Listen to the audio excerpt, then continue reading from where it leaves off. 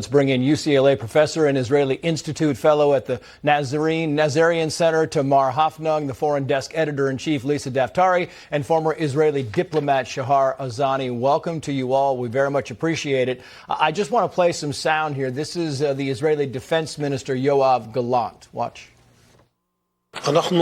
We are imposing a complete siege on Gaza. There will be no electricity, no food, no water, no fuel. Everything will be closed. We are fighting against human animals, and we are acting accordingly. Complete siege, Tamar. I mean, is it enough? The electricity shutting off Gaza from pretty much everything. Is it enough? You know, this is an extraordinary situation, an extremely gruesome situation.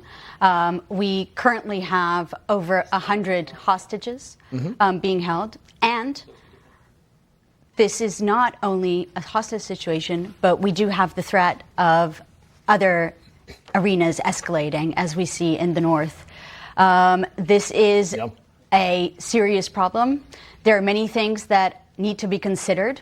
Deterrence is a serious issue that has to be considered, and it is difficult to say what measures should be taken and to what extent. And Lisa, you know, we were talking about this a little earlier, is, you know, you have this concept where there could be two fronts in this war, very dangerous. I want to put this up. Palestinians and their supporters are always trying to reframe this, right? This is Mustafa Barghouti, a Palestinian national initiative. He said the following, quoting here, Hamas mainly attacked military establishments, military installations, and most of the people they have arrested and taken as war prisoners are military people. They somehow believe, Lisa, like we don't have the video of what happened at that music festival. We saw what they did. They absolutely went after civilians. That's why you see so many toddlers, elderly, entire families wiped out. They went and pulled young children out of their beds. They killed them in front of their parents. They, in many cases, took the children as hostages and left the parents there.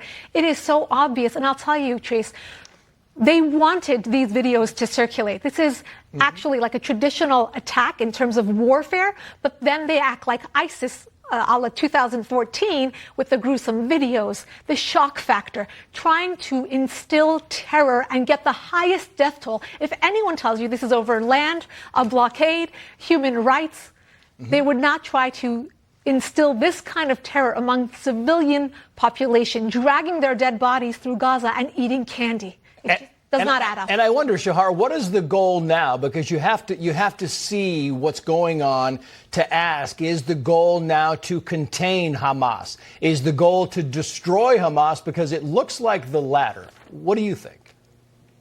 Well, like Lisa said, this is a whole different ballgame. I want to mention that the incident was referred to before as a conflict. I just want to call it what it is. It was a massacre, mass slaughter and butchering. And it was not only the festival, it was also towns and villages all across the south when they executed parents, children, just like was mentioned before. And this atrocious situation by these monstrosities is something that has never been experienced before. The number of Israeli victims is what might reach 1,000, if not beyond.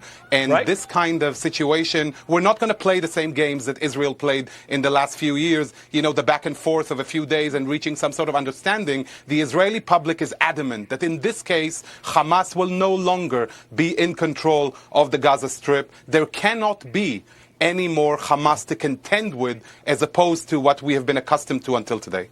Yeah, and so what happens that, Tamar? Do you reoccupy Gaza if you're Israel? What's the step after that? If you destroy Hamas, do you reoccupy Gaza?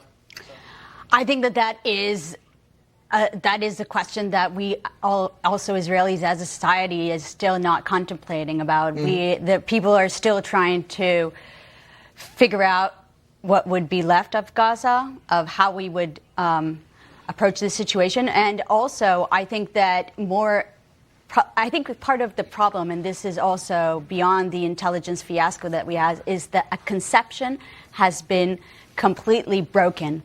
The idea that Hamas is there to now take care of its people and it's more interesting in governing and so forth is no longer part of the story. It is clear that they're terrorists. Yeah. Very correct. No, yeah. Yeah. And it is clear that they're terrorists, and their actions show the way in which they're terrorists, and that is a game changer. Haaretz, the op-ed, said the following here. Netanyahu bears responsibility for this Israel-Gaza war. The prime minister, who has prided himself on his vast political experience and irreplaceable wisdom in security matters, completely failed to identify the dangers he was consciously leading Israel into when establishing a government of annexation and dispossession. Lisa, fair? No. Well, Haaretz isn't exactly the best friend of the Israeli government or of Bibi Netanyahu in particular, so I would really not pay much attention to this. Look, we will find out in coming days what happened in terms of intelligence. We know that there's a lot of pressure on Israel's government with regards to the Saudi deal. We know that they have certain things that they were trying to hold back on in order to make the Saudis happy, in order to move forward with a normalization deal that would be an incredible game changer in the Middle East. Look, the fact that Iran's government is involved in all of this adds the complexity and a layer of sophistication in the plot, in the massacre that we've never seen before. So this is not just this ratty terror organization, Hamas, having one of its old, terror attacks on Israel. This is an entirely different game. This is horrific. Yeah, it is. And Shahar, my question is, we talked about the possibility of two fronts. You have Hezbollah. The estimation is that Hezbollah might have up to 150,000 rockets and missiles to fire. What if you're Israel? Do you get ready for a two-front battle?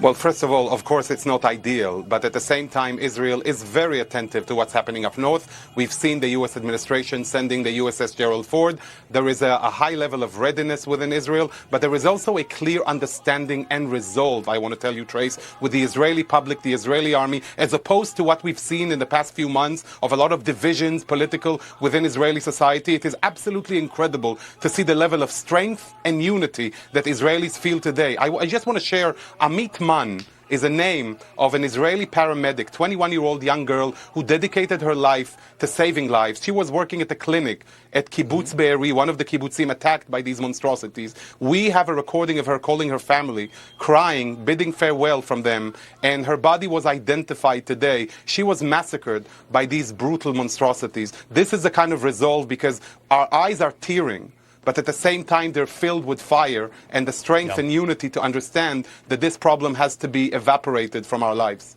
Yeah, I mean, the images are absolutely heart-sickening. Shahar, Tamar, Lisa, thank you for coming on.